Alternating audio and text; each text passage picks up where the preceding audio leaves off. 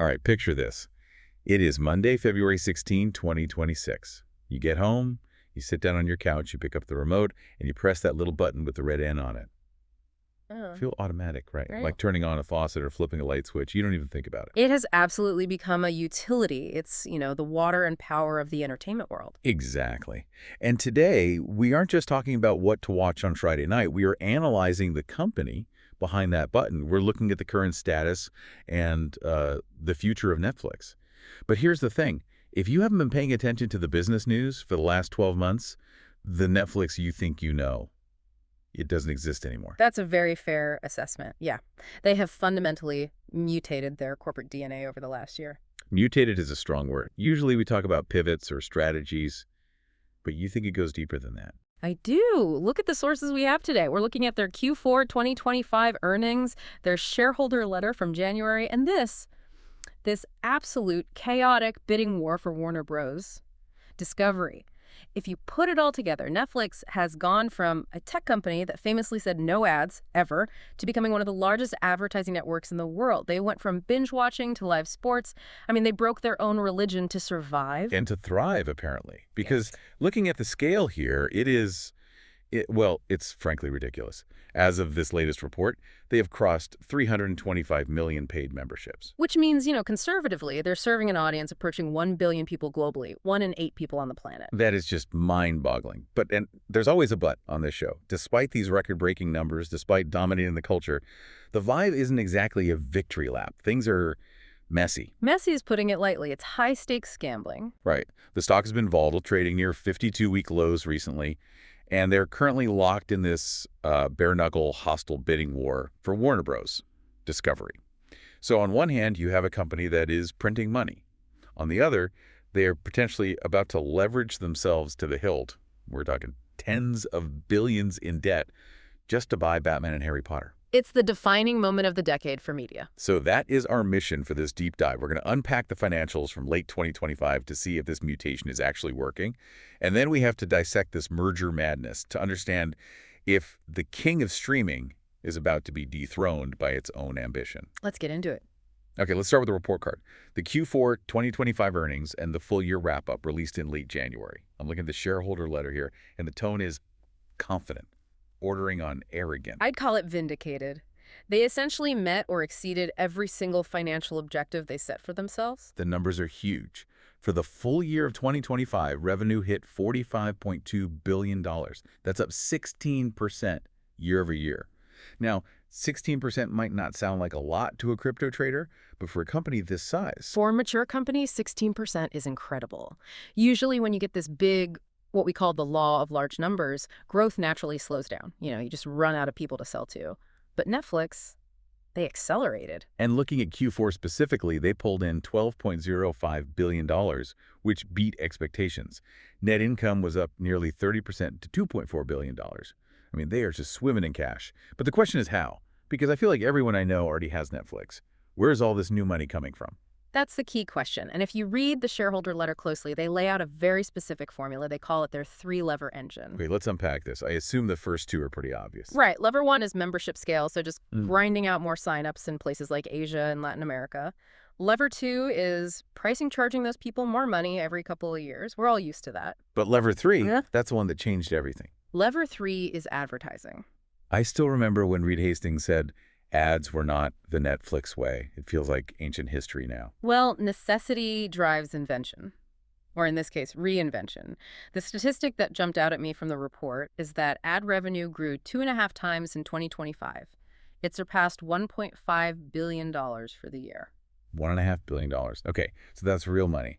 But in the context of $45 billion total revenue, isn't it still kind of a side hustle? It was a side hustle. Now it's the growth engine. Here's the insight you have to grasp.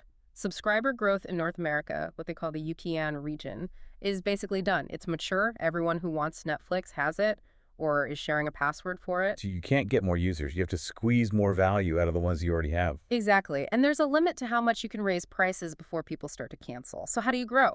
You monetize their eyeballs, you sell access to them. The ad tier lets Netflix capture the price-sensitive customers who would have churned out while actually making more money per user on them because of the ad revenue. It's the anti-churn mechanism.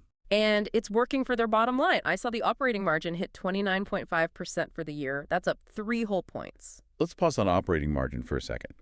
For the learner listening who isn't a CFO, why is hitting 29.5% such a big deal? Think of it like this. For every single dollar Netflix takes in, after they pay for the servers, the employees, and, making the shows, they are keeping nearly 30 cents.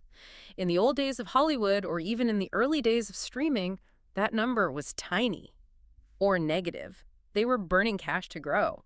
A 30% margin is elite. It puts them in the same league as software giants like Google or Adobe, not a traditional movie studio. So they've graduated. They aren't a startup anymore. They're a cash machine. Precisely. But, and here's the catch, you can't sell ads if nobody is watching. Advertisers don't pay for subscriptions. They pay for attention. So we have to talk about engagement. Are people actually watching, or is Netflix just background noise? Engagement is the proxy for health. You can fake subscriber numbers with free trials or bundles, but you can't fake watch time. And the watch time is ludicrous. I saw the stat. In the second half of 2025 alone, users watched 96 billion hours of Netflix. Which keeps them steady at about 2 hours per day per member. 2 hours a day. That is a massive slice of human attention. But what were they watching? Because I feel like the conversation around quality has changed. It has. The list for late 2025 was a mix of the old blockbusters and some very strategic new plays. You had the massive final season of Stranger Things, which pulled in, 120 million views. That's your Super Bowl event. Now you had Squid Game Season 2, Wednesday, and Emily in Paris Season 5. Which got 41 million views. I will never understand the appeal of Emily in Paris. Yeah. But clearly I am not the target audience. Yeah. But speaking of target audiences, there was one show in the report that surprised me. Mistress Rachel Season 1. 47 million views. That's the YouTube sensation for toddlers, right? Why is Netflix spending money on that? It's a brilliant retention strategy. We call it the babysitter effect. If you're a parent and your toddler screams for Mrs. Rachel, you are not canceling Netflix. It makes the subscription sticky. You hook the parents with Stranger Things, you hook the kids with Mrs. Rachel, and suddenly that $20 a month is completely non-negotiable. That makes a lot of sense. But they aren't just relying on shows anymore. They're moving into the real world. Live events.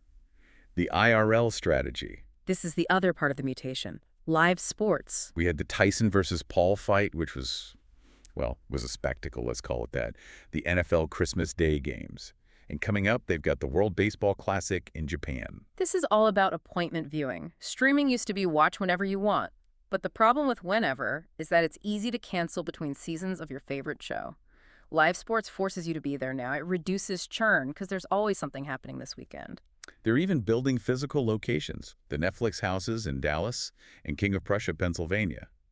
The report says they had over 23 million visits in December 2025. It's impressive foot traffic. But let me play devil's advocate here. Everyone's comparing this to Disney, theme parks, merchandise, live sports. But a Netflix house in a mall in Pennsylvania isn't exactly Disney World. Are we giving them too much credit? Is this really a revenue driver or just a marketing stunt? Right now, it's marketing. It's a glorified gift shop with some immersive sets. It's not moving the needle on revenue like a Disney park does, but it signals intent. It shows they want to be a lifestyle brand, not just an app on your TV. They want to be in your physical life. Which brings us to the absolute elephant in the room. If they want to be Disney, they need a library that rivals Disney. And they can't build that fast enough, so they're trying to buy it. This leads us to the biggest news story of 2026, the acquisition of Warner Bros. Discovery. This is where the story shifts from business strategy to corporate warfare. So Netflix is trying to acquire WBD. We're talking HBO, the entire DC universe, Batman, Superman, Wonder Woman, Harry Potter, the film studios. It's the crown jewels of Hollywood. And the offer on the table is massive. An all-cash transaction valued at $27.75 per WBD share. That totals around $82.7 billion. $82 billion. Yeah. In cash. That's a staggering amount of money. It is. And remember, Netflix doesn't just have $82 billion sitting in a checking account. This is mostly debt financed. They are betting the entire future of the company that owning this content is worth leveraging themselves to the hilt. But it's not a done deal. And this is where it gets nasty. Enter Paramount. Right. Paramount, backed by Skydance, has launched a hostile counterbid. They are the spoiler in this movie. And from what I'm reading, Paramount knows they can't beat Netflix on pure cash, so they're getting creative. They offered something called a ticking fee. Right. This is a fascinating mechanism. Okay, break that down for us. What is a ticking fee? So Paramount knows that if Netflix tries to buy Warner Bros., the government regulators, the FTC, the DOJ are going to scrutinize it for months, maybe years. It's an antitrust nightmare. The deal could get stuck in limbo. So Paramount says to the shareholders, hey, our deal is safer. But if you go with us, we will pay you a ticking fee, an extra 25 cents per share for every quarter the deal is delayed. It's basically a penalty they pay for wasting the shareholders' time. They're saying, we are so confident, we will pay you to wait. That is bold. It's basically a bribe for patience. Yeah. So who is going to win? I checked Polymarket, the prediction market, before we started recording. What are the odds saying? It is neck and neck. As of today, the odds are 45% chance Netflix wins and a 37% chance Paramount wins. It's basically a coin flip. The market has no idea. And that uncertainty is exactly what is tanking the stock. Let's talk about that, because you'd think, hey, Netflix is buying Batman, the stock should go up. But it's trading near lows. Why? Because of the risk. To make this happen, Netflix has paused their share buybacks. They're hoarding every cent of cash. And they secured a bridge loan commitment of $59 billion. $59 billion in new debt. That is an anchor. It's a massive anchor. And that's why you see some analysts panicking. Goldman Sachs, for example, lowered their price target for Netflix down to $100, specifically because of this. Wait, hold on. $100 price target? Yes. Okay, this is where I need you to help me make sense of the math. Because in preparation for this deep dive, we looked at a bunch of different analyst reports. Yeah. And we found what I'm calling the great valuation divergence. It is wild. It is rare to see this much disagreement on a single stock. So on one side, you have the bears. Goldman Sachs says $100. Yeah. They say the stock is overvalued.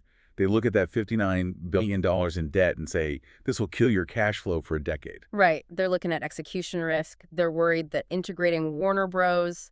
Will be a nightmare, the culture clash will be terrible, and the debt interest payments will eat up all that profit we talked about earlier. But then you have the bulls. We looked at a report from the Henry Fund, and I had to double-check this number because I thought it was a typo. They have a target price of $1,048. That is a 10 times difference. How is that even possible? Are they looking at the same spreadsheet? They are looking at the same numbers, but with a completely different timeline. Goldman is looking at the bill due next month. The Henry Fund is looking at the Empire in 2035. So what is the Henry Fund seeing that Goldman is missing? They're arguing that Netflix is now a blue-chip stock with an insurmountable moat. They believe the earnings per share, the EPS, is going to double by 2029. They're looking at that 29% margin we talked about and projecting it out to 38%. 38% margins. Yes. Their argument is that once the ad tier fully matures, it's almost pure profit. And if you own the Warner Bros. Library, you never have to license content again. You own the IP forever. So the costs go down, revenue goes up, and the compounding effect over 10 years is massive. To them, the debt is just a temporary speed bump on the way to total dominance. It's incredible. One analyst sees a debt-ridden disaster waiting to happen. The other sees the most dominant media monopoly in history. And that is the tension of February 2026. That's why the stock is bouncing around. Nobody knows which timeline we're in yet. So looking ahead to the rest of this year, what's the official forecast? What is Netflix telling us to expect while this merger chaos plays out in the courtrooms and boardrooms? Well, their guidance for 2026 is solid, if not explosive. They're forecasting revenue between $50.7 billion and $51.7 billion. That's 12 to 14% growth. So slowing down a bit from the 16% we saw in 2025. Correct. But remember the margins. They're targeting an operating margin of 31.5%. They're promising to get even more efficient. And the big one, they expect that ad revenue to double again. Doubling ad revenue again. That really seems to be the story here. If I'm a listener trying to understand the state of the company, it feels like the headline is, the subscriber war is over and the monetization war has begun. That is the perfect summary. For a decade, the only number that mattered was net subscriber additions. If that number was high, stock went up. If it was low, stock went down. Now, that number matters less. Now it's a profit and ad revenue story. They're growing up. But, and this is the risk that keeps me up at night if I'm an investor, they are betting the farm on this Warner Bros. Acquisition to secure their throne. It's a high-stakes poker game. So let's play it out. If they win. If they win, they own HBO. They own Succession, Game of Thrones, Harry Potter. They integrate that into the Netflix machine. They become untouchable. It's effectively a monopoly on premium culture. But if they lose, If Paramount and Skydance manage to steal this deal. Then Paramount plus HBO becomes the first real threat to Netflix's dominance. Think about it. A combined Paramount-Warner entity would have Top Gun, Yellowstone, Batman, Harry Potter, and HBO. That is a library that can actually stand toe-to-toe with the Red N. So here's the question I want to leave you with today. We have the king of streaming trading near lows because of fear. We have analysts arguing whether the stock is worth $100 or $1,000. It feels like the market is completely confused. It is paralysis by analysis. So, if Netflix pulls this off, are we looking at the Standard Oil of the 21st century? Or if they stumble, is the king about to be dethroned by debt and a revitalized rival? And honestly, with the stock price so beaten down, is the market wrong, or is the king naked? That is the multi-billion-dollar question, and we won't know the answer until the ink is dry on that contract. We'll be watching. Thanks for diving in with us. Until next time.